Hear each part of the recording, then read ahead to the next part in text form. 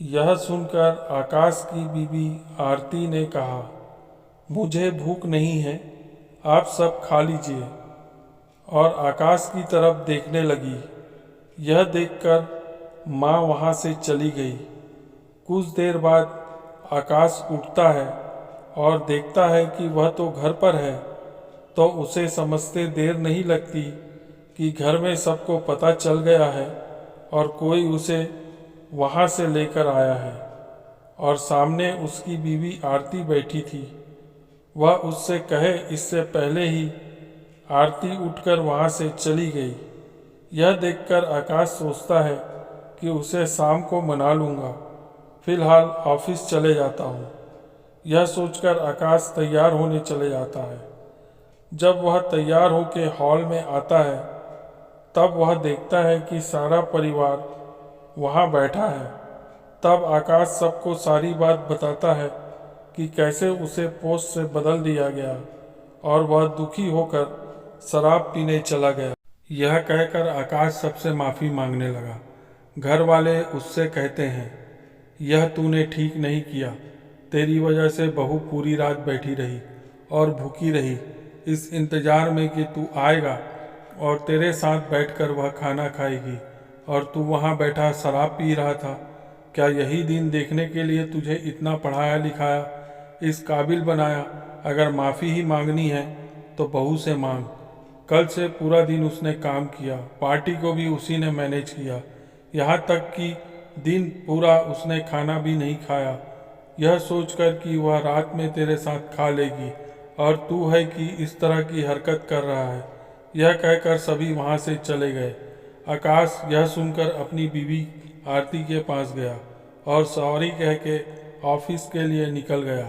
यह देखकर आरती को कुछ समझ नहीं आया कि यह क्या था। बस एक सॉरी और बात खत्म। पूरा दिन जिसके लिए काम करती रही, यहाँ तक कि भूखी रही, उसके साथ खाना खाऊंगी, यह सोचकर मैं उसका इंतज़ार करते रही। मैं रोज़ सुबह उठ के चाय बनाती हूँ, नाश्ता बनाती हूँ, टिफ़िन बनाती हूँ।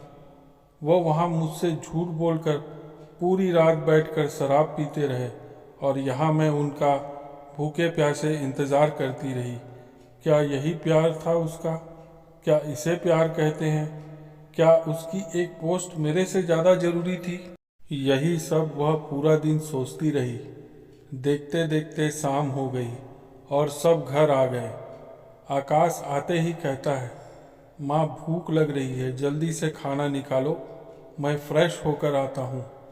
आकाश चेंज करके आकर डिनर टेबल पर बैठ गया। फिर बाकी सभी भी आ गए और खाना शुरू हुआ। रोज की तरह आकाश की बीवी आरती सबसे आखिरी में खाना खाने बैठी। वह अपना खाना खाकर जब अपने रूम में गई तो देखा आकाश सो गया था। यह देखकर वह अब और रूठ गई कि कैसे आकाश सारी बातों को इतना जल्दी भूल सकता है। कैसे आकाश बिना कुछ ठीक किए रह सकता है। कैसे उसके मन में एक बार भी नहीं आया कि उस रात उसकी बीवी भूखे पेट उसका इंतज़ार करती रही। क्या आकाश को कुछ फर्क नहीं पड़ता मेरे होने ना होने से? क्या आकाश के लिए यह सब एक आम बात है? क्या आकाश को झूठ कहना ज़रूरी था? क्या मैं इतनी भी उसके लिए ज़रूरी नहीं कि वह मुझे सब बता सकता था? क्या आकाश ने ऐसे पहले भी मुझसे झूठ कहा होगा? कितनी बार मुझसे घर में ऐसे ही झूठ बोलकर वह निकला होगा? ऐसे ही कई सवाल मन में रखे पूरी रात वह सोचती रही और फिर सोचते सोचते सुबह हो गई। फिर रोज की तरह सबके लिए चाय बनाना, नाश्ता तैयार करना, टिफ़िन देना, ये सारे कामों में लग गई। वहीं आकाश उठकर रोज की तरह तैयार होकर हॉल में आया और आरती से टिफ़िन मांगने लगा।